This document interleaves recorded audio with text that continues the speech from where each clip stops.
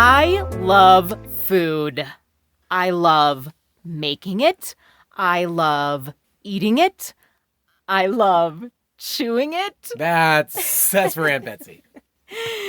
My aunt told me that one time. She's like, I just love food. I love chewing it. I just love taking my time with it.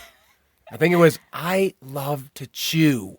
I just love to chew. I'm like, whoa, okay. Well, anyway, in this episode, we are talking about the taboo topic of Food. in the church, diet in the church. And it's never really talked about, interestingly, seeing as how diet is a very, very, very important element of a healthy life. Emphasis on the very. If you didn't catch that. Anyway, right. And when we say you don't talk about food, people talk about food at church. Oh, yes. I mean, You're right. That is widespread. Oh, I love this, love that. But the problem comes in when we think about how we source our food, how much food we consume, and how much we share our food. So we thought we would give you guys a little bit of our history of where we stand with food. Or where we stood. Yes, or where we stood. So we're going to start with our past tense, stood, and rewind. Well, it's not too hard. For me, it's fairly the same. Not in the sense of how I view it, but how I consume it. And that is, if it's there, I'll likely eat it. Yes, that is very true. Ay, ay, ay.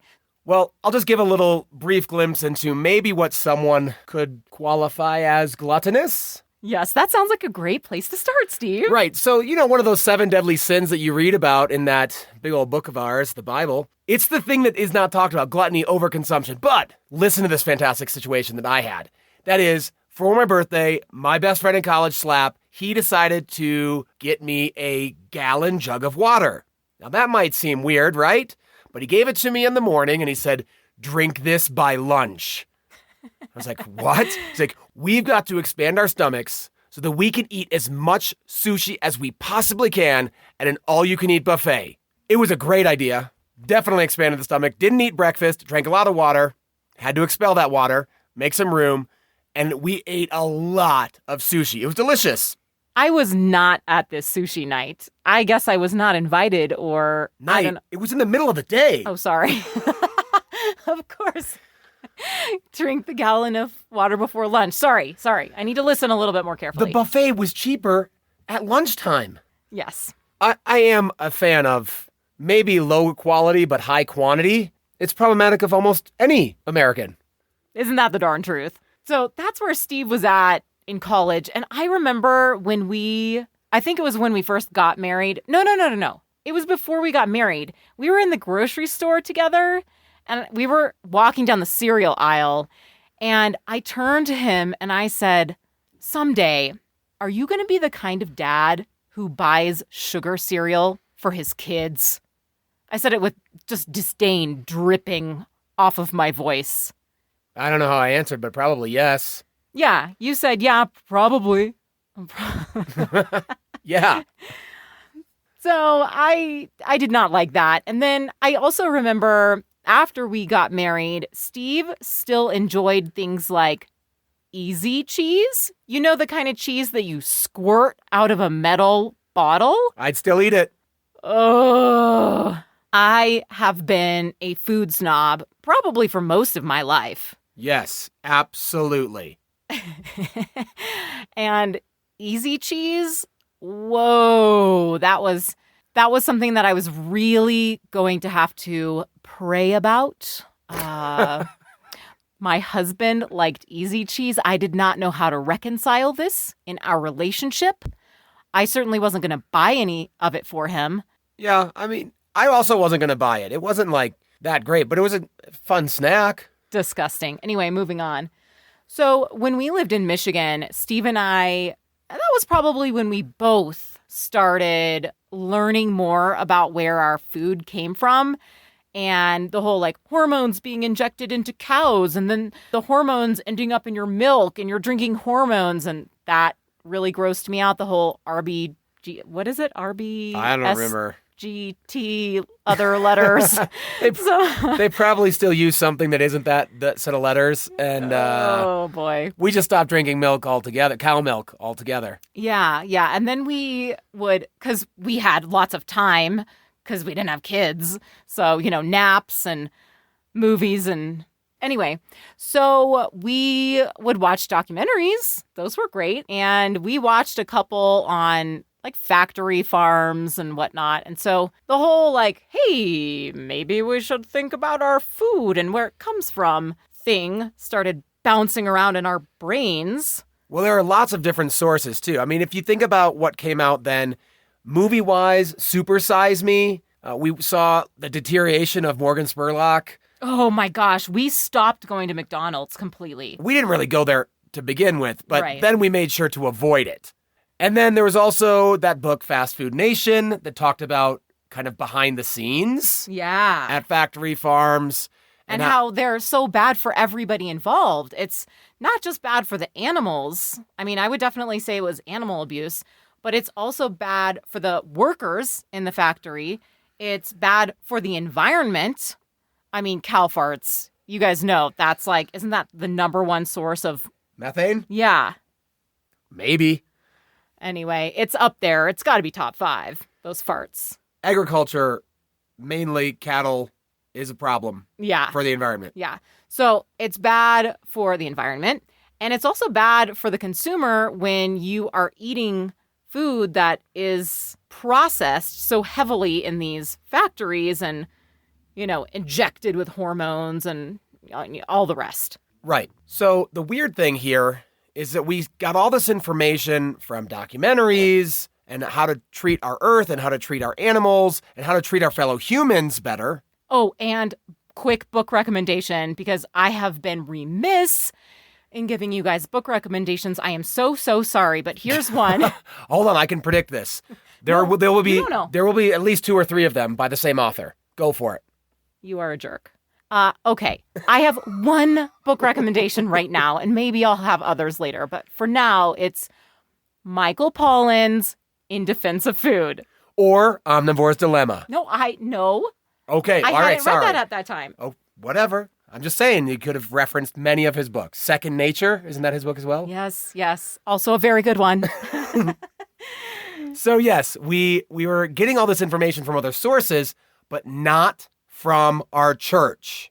You think about church sermons that you've heard over the years, and the topic of food is not one of them. I can't really think of a time that I heard much about food coming from the pulpit, except for hang around after church for our barbecue dinner. Why the accent? I don't know. I don't know. Barbecue and a southern accent. Just go to get corn on the cob and I mean, I would think, okay, just baked hang around. beans. We've got some cookies and coffee in the foyer. Okay. Donuts. Donuts. Always donuts. Never not donuts. But something sugary and probably not healthy for you in the foyer. What also came from the pulpit was things like, oh, are you being spiritually fed? Oh, yes, all the time. And spiritually fed means, are you praying? Reading your Bible? Are you going to church? Small groups? All of the Christian things. Serving in church? Oh, definitely, sir. Tithing. Tithing in church, that's a biggie. Well, money is another episode. That is part of being spiritually fed, Steve. And if you don't believe that, fight me. What? I don't know. That's just kind of the impression that I got from churches over the years.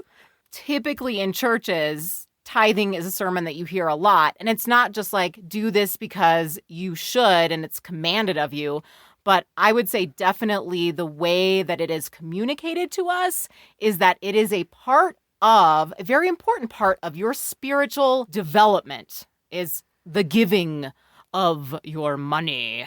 Sure. But talking about food, healthy food, what is good food, what food and how you source it is good for God's green earth. That wasn't talked about. Yeah. And, we know that God created this beautiful world that we live in, but we don't hear a lot from the pulpit about how to be stewards of that creation. And for Steve and me, we believed that what we ate and where we got it was a big part of being stewards of the creation. We also realized that, there's voting to be done. Now, you think about voting, you're thinking of elections. No.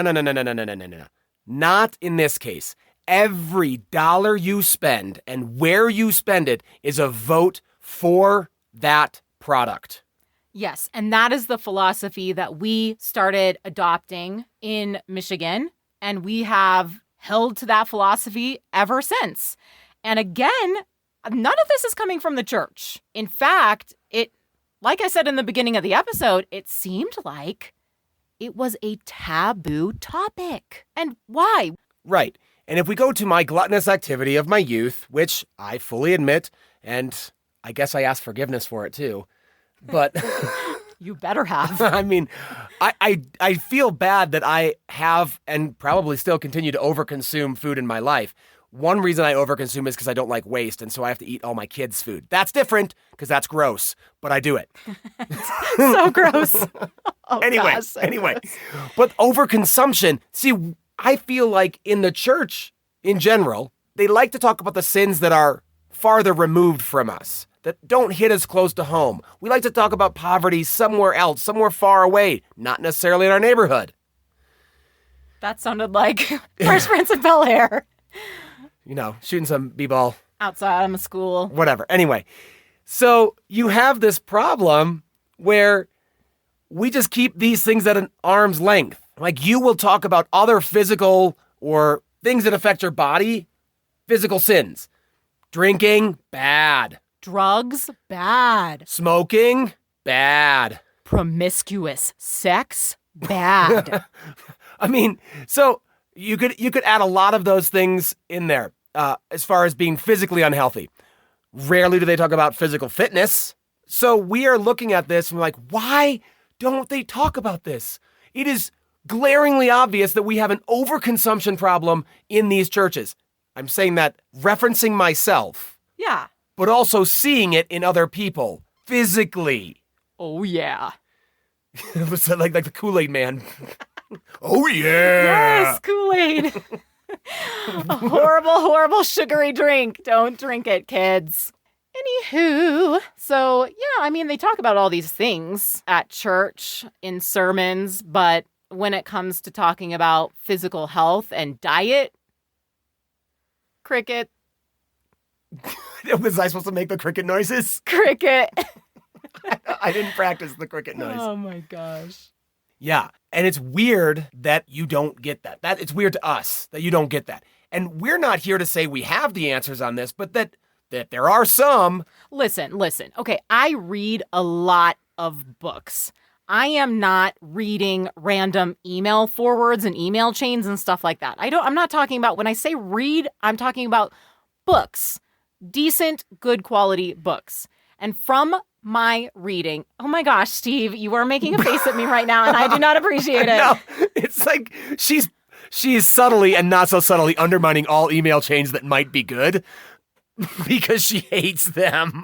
I thought you were just making fun of some of the types of books that I read. That too, but no, this one you were just diving in. Oh my. Email chains, that's not real literature. It's the devil's work. Anyway. Okay, books. I've read a lot of nonfiction books. I've read a lot of books about healthy living and diet and food and all of these things. What I read again and again and again, there are two things in life that are the most important things: sleep and diet. And number 3, if you want to know, is exercise. I was actually surprised when I read this wonderful sleep book by Matthew Walker. I hope I'm getting that author name right. Yeah, so I was surprised that sleep was actually before diet. So let that be a lesson to all of you guys. Go to sleep at a reasonable time. Get at least 8 hours. Okay, I'm not going to go into sleep. But number 2 was diet. And for it being number 2 as a health indicator, and an indicator of longevity in life and being cancer-free and all of these things, we sure did not hear anything about it from church. Well, you have to remember that some of that the Bible talks about diet basically was Old Testament. Then Peter sees these animals on a sheet, and we throw all the Old Testament rules about diet out. So there you have it. Now we can eat everything and anything we want. Because we're Christians, and God's given us this earth to do whatever we want with it.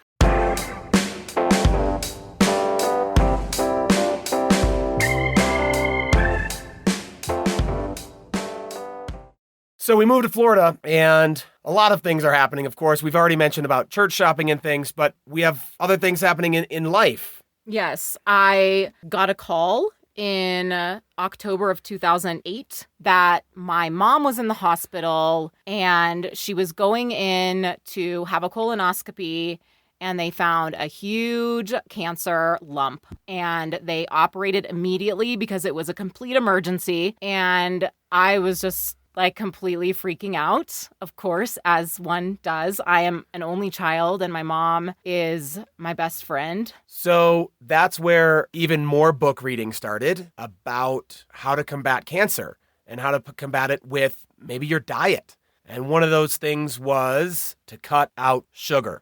Yeah, probably the way I cope with things in life is I like to read, and I like to get information and do whatever is in my power to do. So I started reading books about getting rid of cancer and whatnot. Not like conspiracy theory type of books. Just one of them was called, I think it was called Anti-Cancer. And it was just about getting treatment, but also diet and, both of these approaches. And the diet stuff stressed a no sugar diet and, pretty obvious things, I would think, like lots of fruits and vegetables, good sources of fiber, beans, flax, those kinds of things.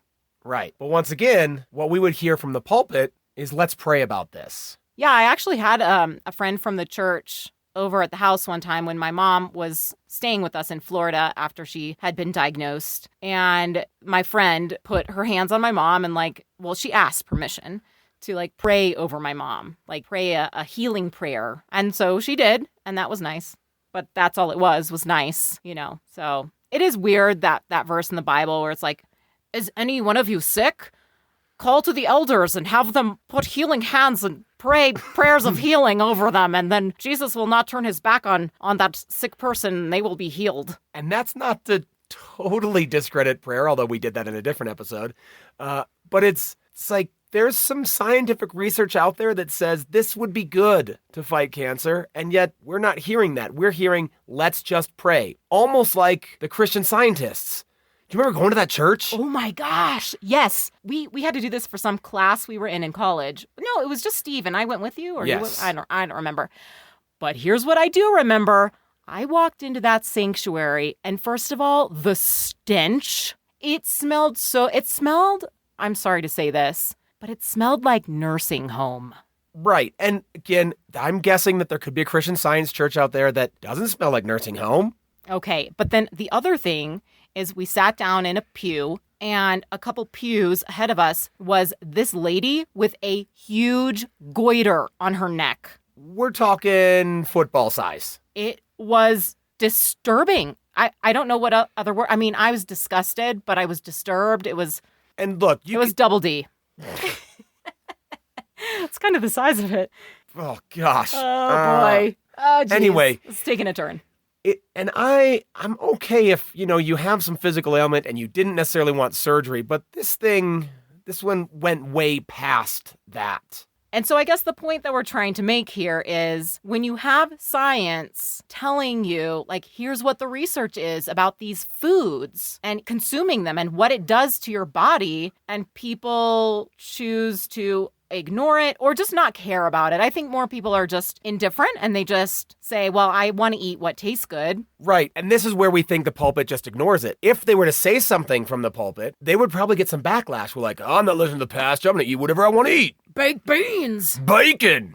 All the greasy things. Yeah, all the church cookout foods. Which I still enjoy. I do too, but, moderation is a big word in our lives, and we do eat unhealthy things and we enjoy them, but we make sure that we know, like, all right, this is unhealthy. I'm making the decision to eat this. I'm going to really enjoy it, but I'm going to make maybe healthier choices the rest of today. Yeah, so we can look to the Bible for examples of healthy eating. One of those examples is Daniel and the Shadrach, Meshach, Abednego guys. Specifically, they were in, the wise men troop for the king. And they're like, no, I don't need your royal meats and wine. We're just going to eat the fruits and vegetables and drink water. Like, that's all we're going to eat and drink because that's the best thing for us. And surprise, everybody, here's the surprise ending for you. Yeah, they were the healthiest. Dun, dun, dun. By far. So much so that because they chose to do that, then the king ordered all the other wise men to eat the way they ate. Yeah, it's a fun little story from our Bible. Right, so what does it tell us about us and maybe what we should do? Well, we did do the Daniel fast for a few years of our lives. It's a 3-week, 21-day fast where you eat only fruits and vegetables and you drink only water. It's basically vegan, but then also no sugar. Yeah, it's rough. The first year we did that was rough. But I will say this, the idea came from the pulpit, but not because of health. Oh, no. It was because of spiritual development. So you fast and then you meditate if you're hungry instead of eating. You pray more. These things. It's a way to offer your body as a living sacrifice. I can't think of the verse right now, but that's Romans 12:2. There you go, people. My husband has the memory of an elephant. I'm pretty sure. It's 1 or 2. Ooh, what if you're wrong? I know. So anyway, we did the fast. The first year we did it, we both lost a lot of weight. I was a bone rack. It was not a pretty picture. But then the next year we got a little bit better at it, and then we got a little bit better at it, and then we're like, wow, we're not losing any weight at all. But what it did, though, was it brought more awareness to us about what we had been eating and the ingredients that had been lurking in our foods that we didn't know. Like, oh, yeah. There's added sugar in our pasta sauce? What? Why? So, like, for instance, you could only eat whole wheat pasta. You couldn't eat the flour pasta or whatever, the good kind. White flour. Delicious flour yes. pasta. That's what but yeah, so there's sugar in the pasta sauce. We had to find no sugar pasta sauce. Back then it was more expensive. Now it's more ubiquitous. We also had to find no sugar peanut butter. We had to find no sugar crackers. We had to find, you think of it, you're like, oh my gosh, no, crackers, they don't have sugar. Yeah, they have sugar. Yeah, and if this is like, what? Super surprising to you, whoa, you need to start reading your ingredients labels because there's some weird things out there, and it's important to know what you're putting into your body. Yes. And so that was one of the things that we took away from the Daniel fast. Sorry, not the spiritual side of things. I guess we did. I didn't feel like it was very spiritual for me. I was just hungry. I was so hungry. We got so much better at eating. We did. That different food. The first year, Steve ate a lot of peanuts.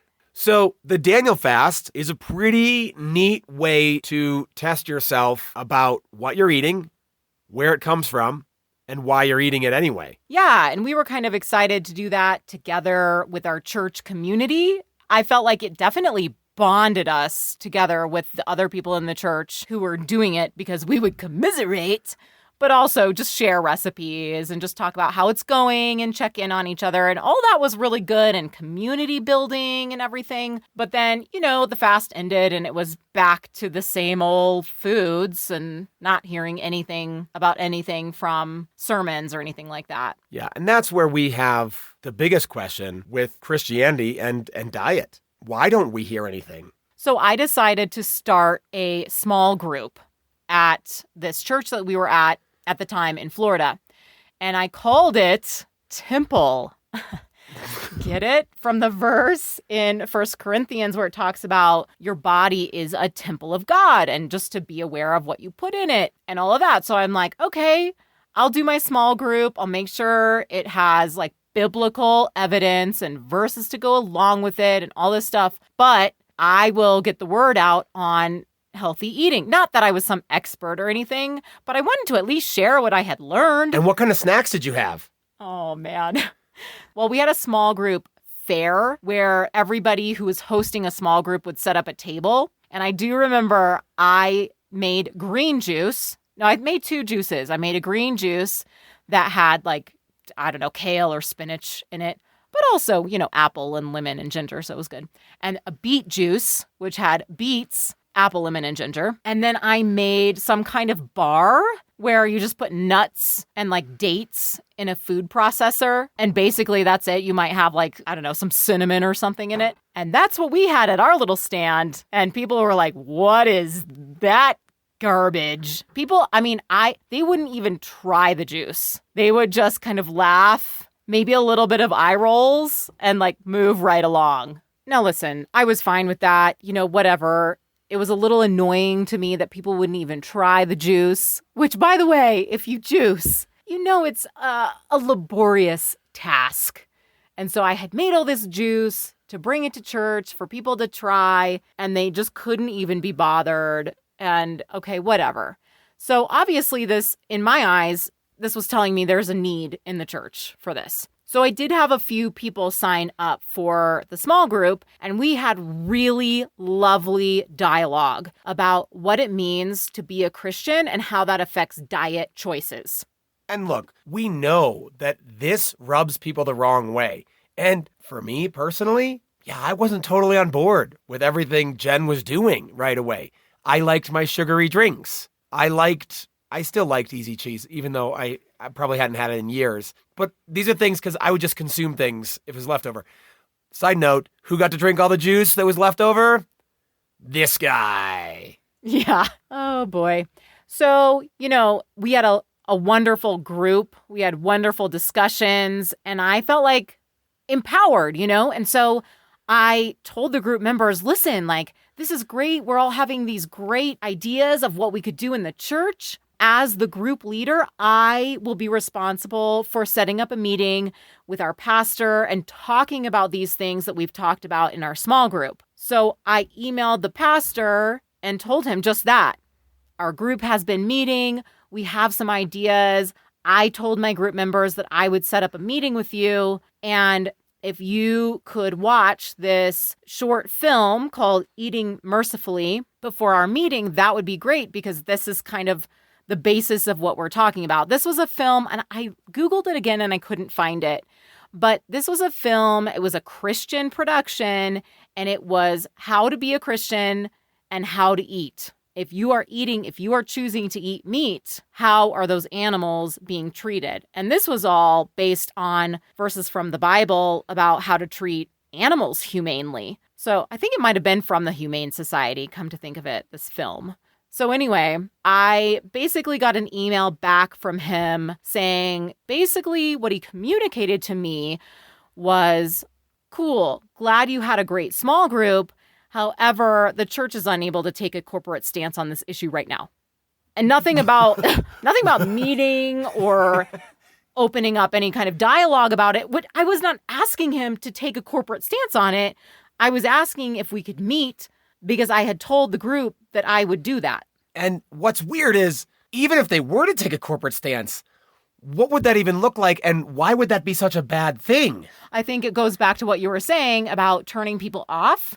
And, they don't want attrition at the church. They want to keep their members. And when you start talking about things that hit close to home, people don't like that, and people leave, because people have that luxury of going to another church, as we discussed in our previous episode. Right. And again, I'm more of the practical side of this one. I know Jen read a lot of books and has ideologies about food. I still eat garbage, basically, and I'm okay with that. But what has happened is I've changed the perspective on definitely what we buy. And that is because buying something votes that thing should still be produced. And I can't have that. So we've even seen this already since we've been in Ecuador. The price of almond milk has gone down. Probably because of us. So yeah, do we buy at least maybe 10 almond milks per week? And oat milk and coconut milk. Yes, so we buy these other milks. The oat milk happened to come free attached to the almond milk. So that's why we had so many of those. Okay. Anyway, and of course, we have to look for the almond milks that don't have sugar. But can we just go back for a minute to the word garbage? Because I reject that. I am married to you, remember, and I see what you eat. And when you say garbage, what are you talking about with the garbage? I am offended. Maybe not so much here, well, some of it in Ecuador, but let's say that there were some snacks out in the teacher's lounge. Oh, okay, yes. I essentially eat. I just eat it, especially if it's free. Yes. This is not necessarily a bright spot in either my spiritual walk or my physical health. I realize that. Yes. Okay. That garbage makes sense. So not so much of the garbage anymore. Anyway, our main point here, friends, is that we think that churches need to step up on this topic. We think Christians need to step up on this topic. We need to talk about diet. It should not be a taboo topic. Yeah. And if you think I'm still going to eat my hot dogs and brats, fine. But just think about this fun fact that my wife decided to tell me. If you look at the life expectancy change from food consumed, hot dog actually lowers your life expectancy by 35 minutes? Oh gosh, I don't remember. You're the one with the good memory. She rattled off some numbers to me, like basically hot dog was the worst possible food to consume as far as life expectancy is concerned. I don't know where they got that data. This is totally, third hand, basically. So don't quote me on this one, but think about what you're eating. Enjoy that hot dog if you're going to eat it, but enjoy that in moderation. Yeah, and at least know where it's coming from. We, as Christians, are called to treat God's creation with care and respect, and that includes the animals.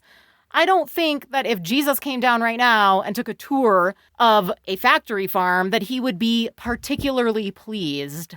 Right. And when we say vote with your dollars, we also mean voting for the stores that are doing good things in your communities or, doing good things in the food industry. So we would try to avoid certain stores, even if they had cheaper prices.